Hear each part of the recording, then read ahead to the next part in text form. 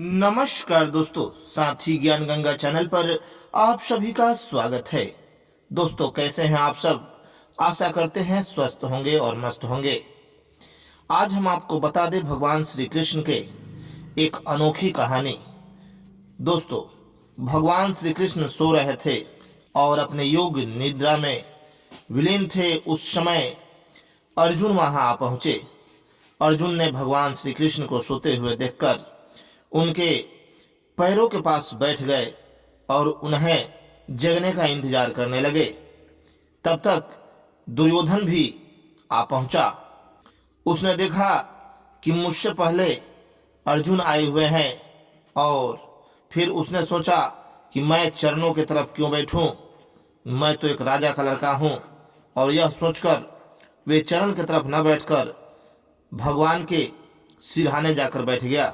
दुर्योधन सोच रहा था कि मैं महाबली हूं, मैं धृतराष्ट्र का पुत्र हूं और ये तो मानव ही तो हैं, हमारे ही जैसे तो हैं।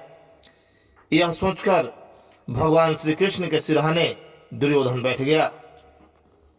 दोस्तों, घमंड एक ऐसा चीज होता है जो कि इंसान हो या राक्षस हो या कोई भी जीव प्राणी हो, उसका सर्वनाश कर देता है और फिर आदमी खत्म हो जाता है।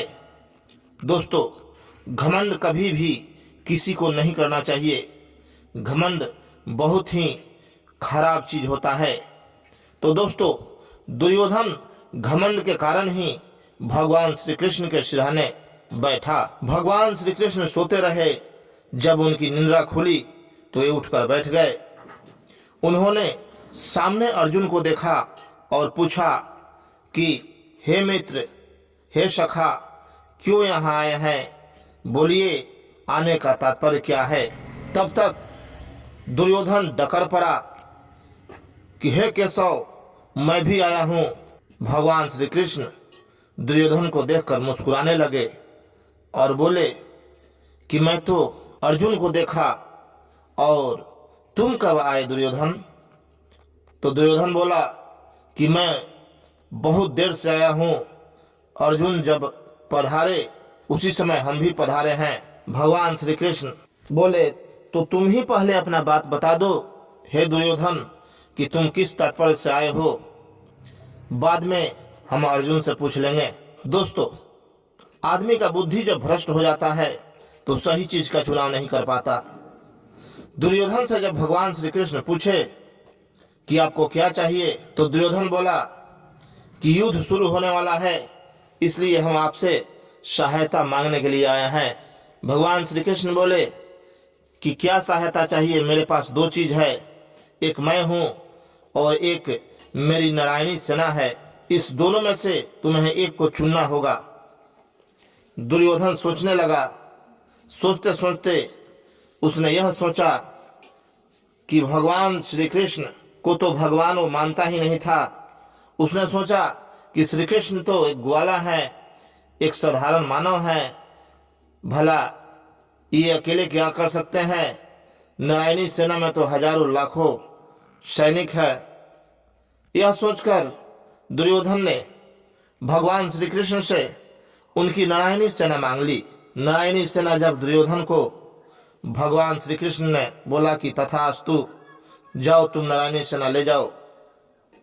अब बच गए भगवान श्री कृष्ण। बोले कि हे अर्जुन, आपको क्या चाहिए? जब भगवान श्री कृष्ण ने अर्जुन से यह बात पूछा तो अर्जुन बोले कि हे प्रभु, मुझे कुछ नहीं चाहिए, मैं तो आपके दर्शन के लिए आ गया था और आपसे मिलने आया था। आप जैसा कहेंगे वैसा ही मेरे लिए अच्छा है। दोस्तों, यह सुनकर भगवान श्री कृष्ण बहुत प्रसन्न हुए और उन्होंने कहा कि आज तो तुम जो भी मांगोगे मैं तुम्हें दूंगा।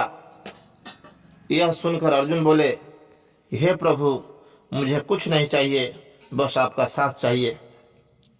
उस समय भगवान श्री कृष्ण ने अर्जुन का सारथी बनने के लिए तय किया और फिर आगे महाभारत का युद्ध हुआ। दोस्तों, कभी भी किसी को घमंड नहीं करना चाहिए। रावण ने घमंड किया, उसका सर्वनाश हो गया। दुर्योधन ने घमंड किया अपने 100 भाइयों के साथ, उसका भी सर्वनाश हो गया। दोस्तों, ऐसे करके बहुत से राक्षस, बहुत से राजा घमंड किए और उनका सर्वनाश हो गया। इसलिए घमंड और अत्याचार का एक ना एक दिन घड़ा भर जाता है। चलते चलते आप सबको नमस्कार, जय माता दी, हर हर महादेव।